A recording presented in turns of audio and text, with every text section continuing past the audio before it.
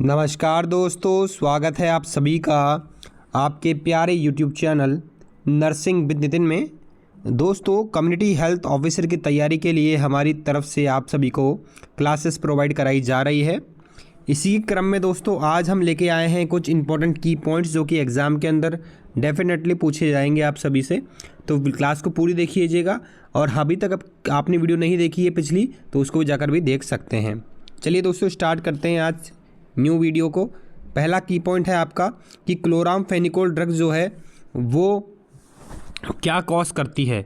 तो chloramphenicol drugs जो है वो क्या कॉज करती है दोस्तों? Grey baby syndrome. क्या दोस्तों? ग्रे बेबी सिंड्रोम कॉज करती है इन्फेंट एंड चिल्ड्रन के अंदर। कौन सी ड्रग? Chloramphenicol drug. ये क्वेश्चन पूछा एग्जाम में जाता है और आगे भी जाएगा। चलिए दोस्तों, सेकंड बात करते हैं। Amoebiasis is transmitted by faeco oral route. Amoebiasis जो है वो किसके द्वारा ट्रांसमिट होता है? फीकल और ओरल रूट के माध्यम से क्या है, अमेबियासिस जो है वो ट्रांसमिट होता है। थर्ड की पॉइंट की बात करें, scotch tape swab is use to identify. Scotch tape swab जो है वो किस चीज़ को आइडेंटिफाई करने के लिए काम में आता है? तो वो है आपका pin worm infestation. Pin worm infestation का पता लगाने के लिए आप कौन सा टेस्ट करते हैं, कौन सा स्वैब लेते हैं, उसको कहते हैं दोस्तों स्कॉच टेप स्वैब। ठीक है, चलिए बात करते हैं बहुत ही इंपॉर्टेंट प्रश्न। Bagassosis is used by the inhalation of. Bagassosis condition जो है वो किस को इनहेल करने की वजह से होती है? तो आप सभी को पता है शुगर केन डस्ट जो है उसकी जो डस्ट को इनहेल करने की वजह से एक कंडीशन कॉज होती है जिसको कहा जाता है बैगासोसिस। ठीक है, और इम्पॉर्टेंट की पॉइंट की बात करें तो स्ट्रेप्टोमाइसिन दवा जो है वो किस प्रकार की दवा है? एक एंटी ट्यूबुलर ड्रग है। कौन सी ड्रग है? एंटी टीबी ड्रग है स्ट्रेप्टोमाइसिन। और स्ट्रेप्टोमाइसिन को कभी भी प्रेगनेंसी में नहीं लेना चाहिए। क्यों नहीं लेना चाहिए दोस्तों? क्योंकि ये जो है आपको बहुत ज़्यादा जो बच्चा होता है उसको क्या है, बहुत ही दिक्कत हो जाती है और इसमें क्या कंडीशन पैदा हो जाती है? स्ट्रेप्टोमाइसिन कंडीशन वजह से कंजेनाइटल एनोमलीज हो सकती है। ठीक है, बच्चा जो है डीफ हो सकता है। ठीक है, तो इसलिए स्ट्रेप्टोमाइसिन जो है नहीं देनी चाहिए। अब बात करते हैं कालाजार की। कालाजार जो है वो किसके द्वारा ट्रांसमिट होता है? तो कालाजार जो है सैंड फ्लाई के माध्यम से एक पर्सन से दूसरे पर्सन में ट्रांसमिट हो जाता है, या फिर एक कालाजार जो है वो ट्रांसमिट होता है सैंड फ्लाई की मदद से। सैंड फ्लाई जो है वो इंसानों के अंदर, ठीक है, मेल्स और फीमेल्स दोनों के अंदर ही क्या कराती है? कालाजार बीमारी को कॉज कराती है। अब बात करते हैं यूनिवर्सल इम्यूनाइजेशन प्रोग्राम जो है वो कब लॉन्च हुआ था? तो 1985 के अंदर यूनिवर्सल इम्यूनाइजेशन प्रोग्राम लॉन्च किया गया था। अब एक और इम्पोर्टेंट की पॉइंट कि गुथ्रिक टेस्ट जो है वो किस लिए यूज किया जाता है? तो गुथ्रिक टेस्ट जो है वो फिनाइलकोटिन्यूरिया का पता लगाने के लिए किया जाता है। नेक्स्ट बात करते हैं, WHO डे सेलिब्रेट कब किया जाता है? तो WHO डे यानी कि इसको वर्ल्ड हेल्थ डे कहते हैं, जो कि 7 तारीख को यानी कि 7 अप्रैल को हर साल मनाया जाता है। अब बात करते हैं the name of causative organism of AIDS is retrovirus यानी कि HIV वायरस।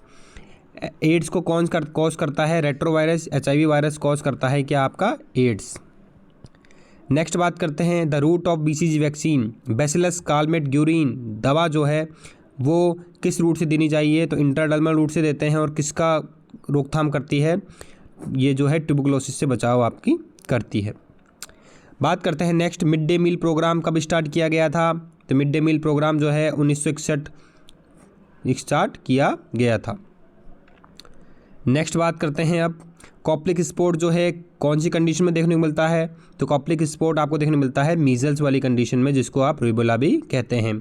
ठीक है, चलिए बात करते हैं एंथ्रेकोसिस क्या कंडीशन है? एंथ्रेकोसिस जो है वो inhalation of coal dust. Coal mines के अंदर, कोयले की खदानों के अंदर जो काम करने वाले व्यक्ति है उनको कोयले की डस्ट की वजह से एंथ्रेकोसिस कंडीशन हो जाती है। GSY क्या मतलब क्या है? GSY का मतलब है जननी सुरक्षा योजना। जननी सुरक्षा योजना क्यों चालू की गई थी? ताकि प्रेग्नेंट महिलाएं जो हैं वो उनकी बच्चे की डिलीवरी जो है हॉस्पिटल्स के अंदर हो सके, ताकि माँ और बच्चे दोनों की ही जो है मृत्यु दर को कम किया जा सके और उनको जो है कुछ पैसे का लाभ भी इसके द्वारा मिलता है।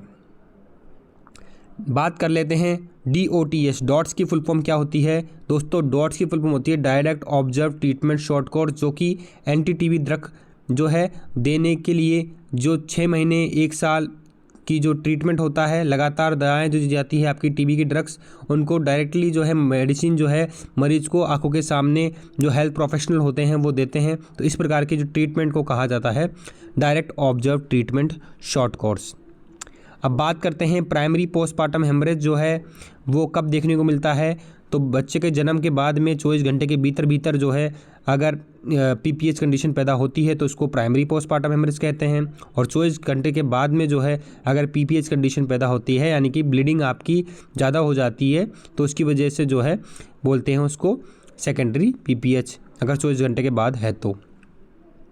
नॉर्मल बर्थ वेट की बात की जाए तो नॉर्मल बच्चे का जन्म होता है जब वजन कितना होता है? तो 2.5 किलो से लेकर 3.5 kg का बच्चा जो है नॉर्मल बर्थ वेट के अंदर आता है। आयरन डिफिशिएंसी एनीमिया का पता लगाने के लिए किस प्रकार का टेस्ट किया जाता है? तो उसको कहते हैं दोस्तों सीरम फेर्टिनिन टेस्ट। अब बात करते हैं एक्सक्लूसिव ब्रेस्ट फीडिंग जो है उसका मतलब क्या होता है? अगर माँ बच्चे को दूध पिला रही है लगातार 6 महीने तक तो उसको कहते हैं दोस्तों एक्सक्लूसिव ब्रेस्ट फीडिंग। बात करते हैं डॉट्स ट्रीटमेंट किस लिए इस्तेमाल होता है? टीबी की दवाओं के लिए देने के लिए डॉट्स ट्रीटमेंट का सहारा लिया जाता है। आशा की फुल फॉर्म क्या होती है? तो आशा के बारे में जानकारी दे दूं, आशा की फुल फॉर्म होती है एक्रीडेटेड सोशल हेल्थ एक्टिविस्ट। आशा जो हैं वो ग्रामीण लेवल पे काम करती है और देखा जाए तो 1000 की जनसंख्या पर एक आशा रहती है। ये बहुत ही इंपॉर्टेंट प्रश्न है जो एग्जाम के अंदर आते हैं। अब बात करते हैं नेक्स्ट,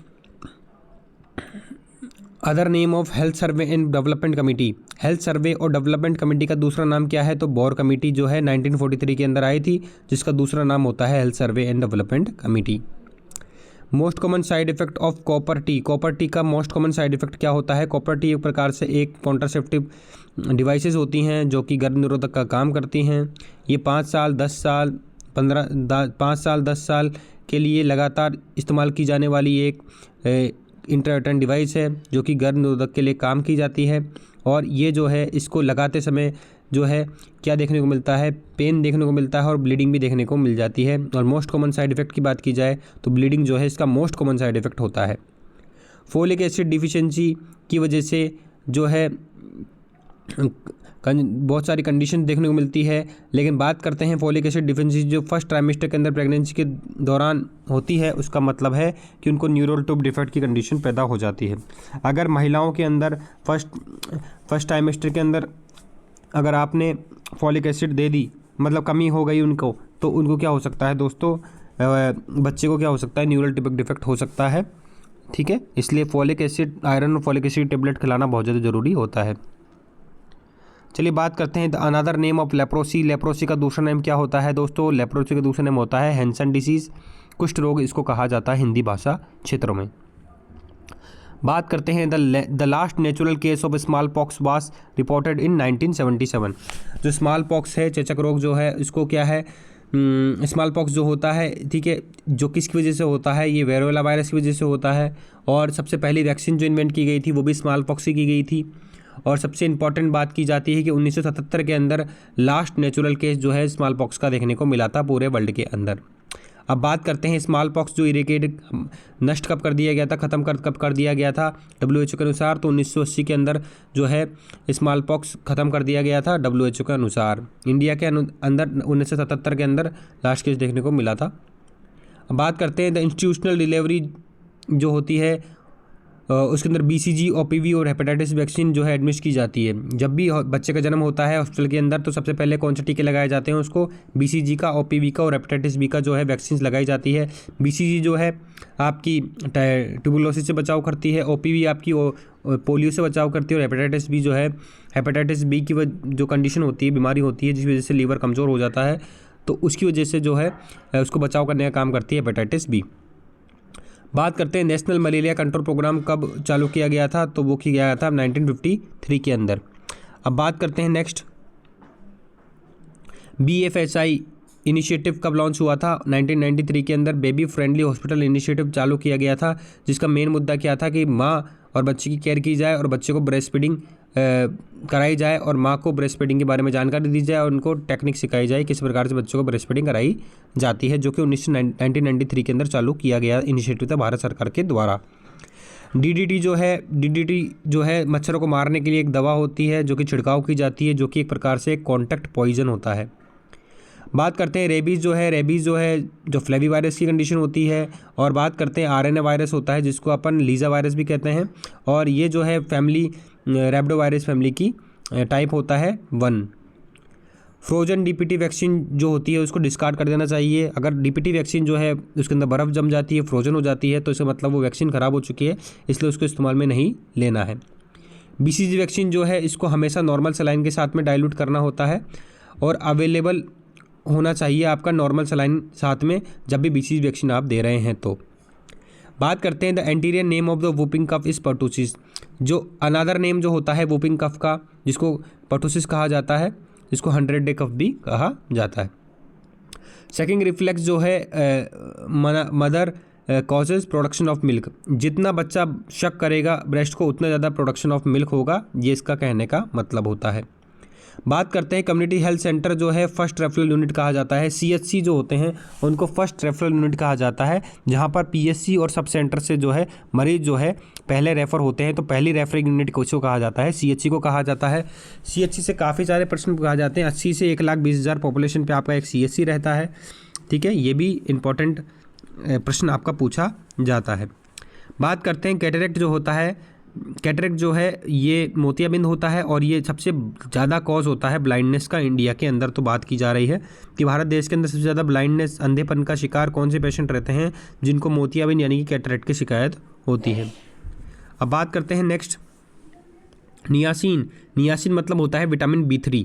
नियासिन विटामिन B3 की वजह से कौन सी कंडीशन पैदा हो जाती है, इसको कहा जाता है प्लेगरा के अंदर 3 प्रकार के सिम्टम देखने को मिलते हैं, जिसको 3D सिम्टम्स भी कहा जाता है, जैसे कि डायरिया हो जाता है बच्चे को, डर्मेटाइटिस हो जाता है और डिमेंशिया हो जाता है। और इसके अंदर जो है महिलाओं के अंदर या फिर पुरुषों के अंदर, तो कई बच्चों के अंदर भी क्या है, सबसे इंपॉर्टेंट साइन सिम्टम देखा जाता है जिसको कहते हैं अपन कैजल्स नेकलेस। गर्दन पर आपके नेकलेस के हार की संरचना में एक प्रकार के निशान पैदा हो जाएंगे, जिसको कहा जाता है कैजल नेकलेस, जो कि विटामिन B3 कमी से देखने को मिलता है।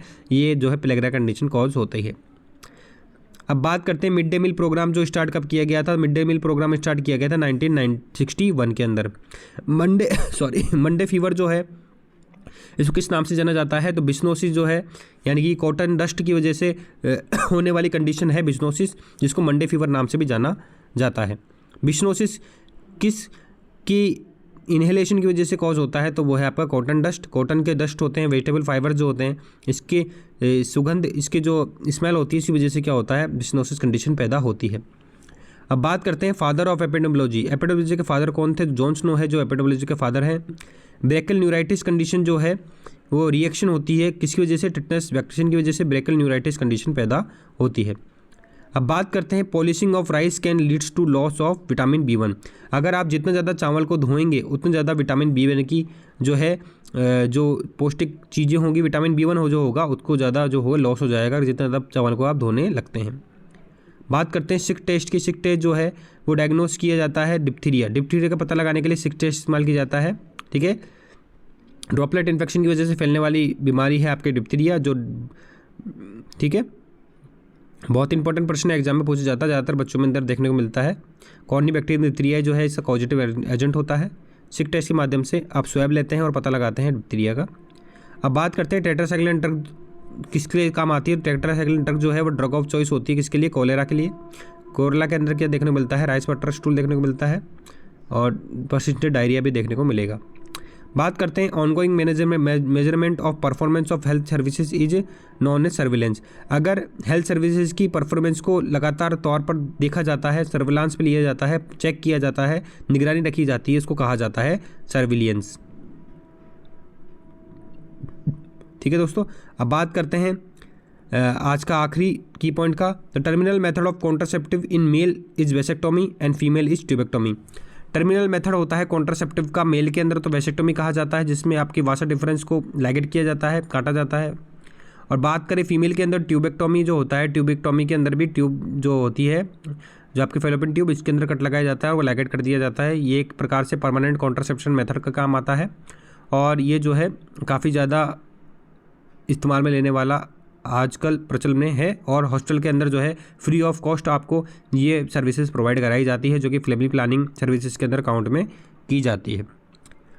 तो दोस्तों क्लास आपको कैसी लगी? क्लास अच्छी लगी तो प्लीज़ लाइक कीजिएगा क्लास को, वीडियो को लाइक जो कर दीजिएगा और चैनल को सब्सक्राइब जो कर दीजिएगा और हमारे चैनल को सब्सक्राइब करके बेल आइकन का जरूर दबाएं और टेलीग्राम चैनल का लिंक डिस्क्रिप्शन में दिया हुआ है, वहाँ पर जाकर हमें फॉलो कर सकते हैं। और अभी तक किसी ने क्लासेस को नहीं देखा है तो प्लीज़ क्लास को देखिए। क्लास हम रिकॉर्ड कर लेते हैं लेकिन व्यूज़ नहीं आते हैं, ना ही आप सब्सक्राइब करते हैं, जो कि एक दुखद चीज़ होती है। हमारे मोटिवेशन के लिए आपका एक लाइक ही काफ़ी होता है। तो आज के लिए इतना ही दोस्तों, कल फिर मुलाकात होगी नई क्लास के साथ। जब तक के लिए जय हिंद, जय भारत।